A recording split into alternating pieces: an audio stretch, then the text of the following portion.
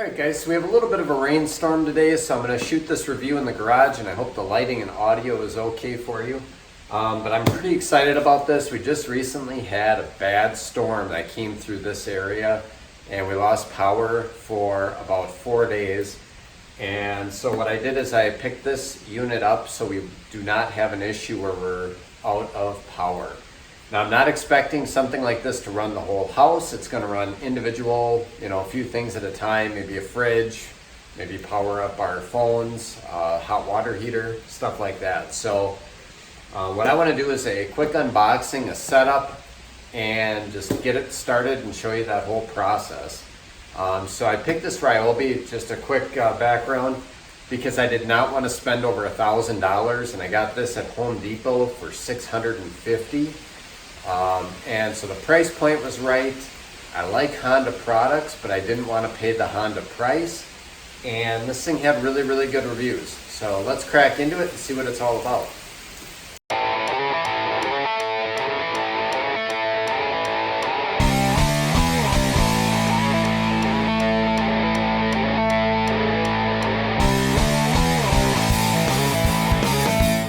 All right, and there we go. That's everything in the box. So we get about 12 ounces of oil here. We get our spark plug removal tool.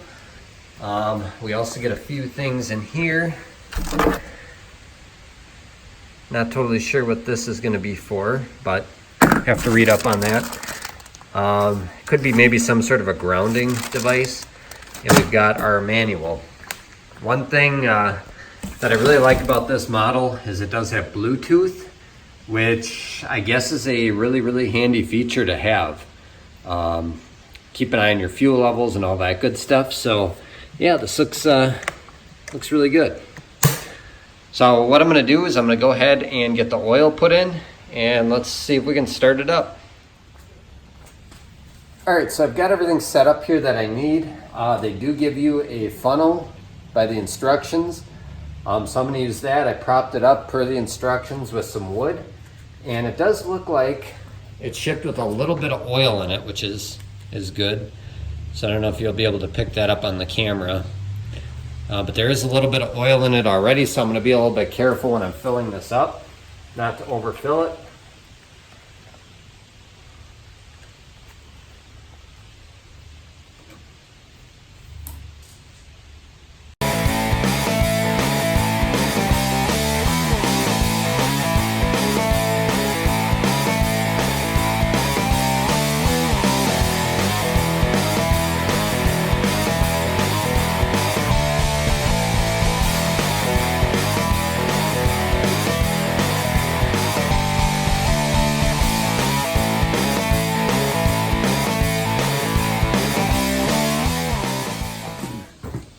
All right, so I just want you guys to kind of learn from my mistake.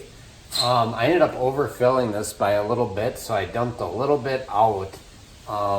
It must come with a little bit of oil in it, just like I had noted. So this full 12 ounces you likely will not need, so just be careful when you're adding that.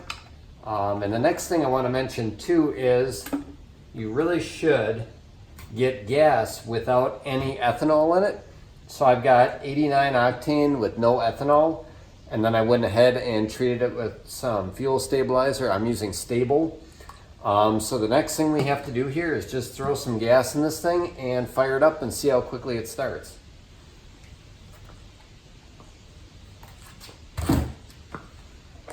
I also want to note too, it's got a nice like heat shield and sound deadening on this, so I'm hoping that helps with any rattles and sounds.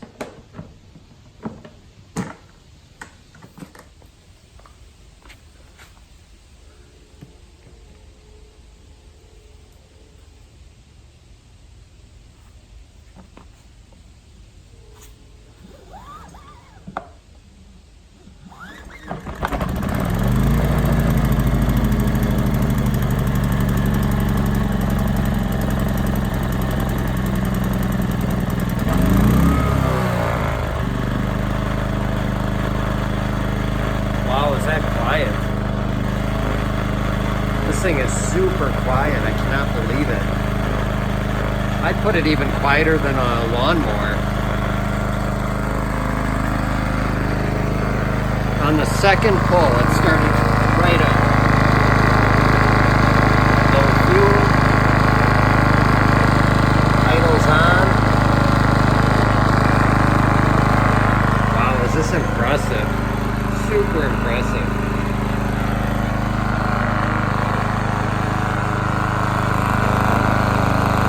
So the next step is going to be to set up the app, and we'll see what that process is all about.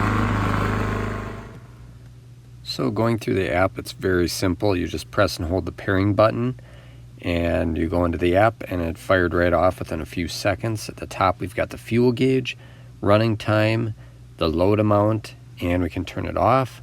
If we go into the auto idle settings, we can turn that on and off. And overall, very straightforward. One thing I do like, you can turn the LCD on and off. So that's the backlight for the LCD on the generator itself. And probably one of the most useful features of this is being able to see the amount of run time. So this will help with oil changes and maintenance. So this thing is really, really cool. I'm going to kind of break it in a little bit and let it run without any load on it. But wow, is this thing quiet. That is really, really cool. So far, I'm very impressed.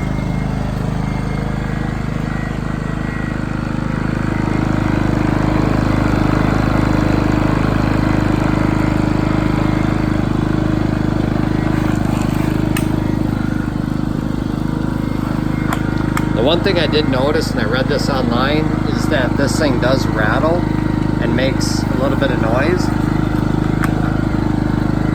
So what I'm going to do is put a little fuzzy pad in there to kind of stop that from making any noise.